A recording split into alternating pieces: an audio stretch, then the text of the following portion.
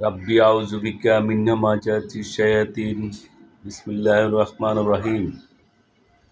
আর যদি আল্লাহ তাআলা মানুষকে যথাশীঘ্র অকল্যাণে পৌঁছে দেন, যত শীঘ্র তার কামনা করে, তাহলে তাদের আশাই শেষ করে দিতে হতো। সুতরাং যাদের মনে আমার সাক্ষাতের আশা নেই, আমি তাদেরকে তাদের দুষ্টুমিতে ব্যতিব্যস্ত ছেড়ে দিয়ে রাখি। আর যখন মানুষ কষ্টের সম্মুখীন হয়, শুয়ে বসে দাঁড়িয়ে আমাকে ডাকতে থাকে, তারপর আমি যখন তা থেকে মুক্ত করে দেই, সে কষ্ট যখন চলে যায়, তখন মনে হয় কখনো কোনো কষ্টেরই সম্মুখীন হয়ে যেন আমাকে ডাকি। এমনইভাবে মনোভূত হয়েছে নির্ভয় লোকদের যা তারা করছে। অবশ্য তোমাদের পূর্বে বহু দলকে ধ্বংস করে দিয়েছি, তখন তারা জালেম হয়ে গেছে, অথচ রসুল তাদের কাছেও এসব বিষয়ে স্পষ্ট নির্দেশ হিসেবে এসেছিলেন, কিন্তু কিছুতেই তারা ঈমান আনল না। এমনইভাবে আমি শাস্তি দিয়ে থাকি পাপী সম্প্রদায়। অতঃপর আমি তোমাদেরকে জমিনে তাদের পর প্রতিনিধি বানিয়েছি, যাতে দেখতে পারি তোমরা কি করো।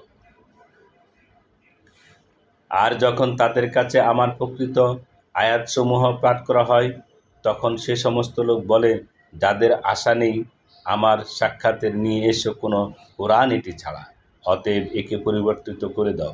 তাহলে বলে দাও, একে নিজের পক্ষ থেকে পরিবর্তিত করে আমার কাজ নয়। আমি সেই নির্দেশেরই অনুগত্য করি যা আমার কাছে আসে। আমি যদি স্বীয় পরওয়ারদিগারের নাফরমানি করি, তবে কঠিন দিবসে আযাবের ভয় করি।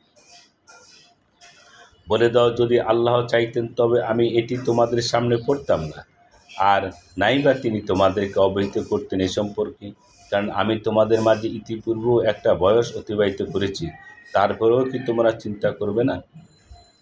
অতঃপর তার চেয়ে বড় জালেম কে হবে, যে আল্লাহর প্রতি অপবাদ আরোপ করেছে কিংবা তার আয়াতসমূহকে মিথ্যা বলে অভিহিত করেছে।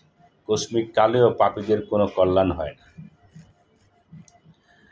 আর উপাসনা করে আল্লাহকে বাদ দিয়ে এমন বস্তুর যা না তাদের কোনো ক্ষতি সাধন করতে পারে না লাভ, এবং বলে, এরা তো আল্লাহর কাছে আমাদের সুপারিশকারী। তুমি বলো, তোমরা কি আল্লাহকে এমন বিষয়ে অবহিত করেছ যে সম্পর্কে তিনি অবহিত নন? আসমান ও জমিনের মাঝে তিনি পবিত্র ও মহান সে সমস্ত থেকে যাকে তোমরা শরীক করছ। আর সমস্ত মানুষ একই উম্মতভুক্ত ছিল, পরে পৃথক হয়ে গেছে। আর একটি কথা যদি তোমাদের পরওয়ারদিগারের পক্ষ থেকে পূর্ব নির্ধারিত না হয়ে যেত, তবে তারা যে বিষয়ে বিরোধ করেছে তার মীমাংসা হয়ে যেত। বস্তুত তারা বলে, তার কাছে তার পরওয়ারদিগারের পক্ষ থেকে কোনো নির্দেশ এলো না কেন? বলে দাও, গায়েবের কথা আল্লাহই জানেন, আমি ও তোমাদের সাথে অপেক্ষায় রইলাম।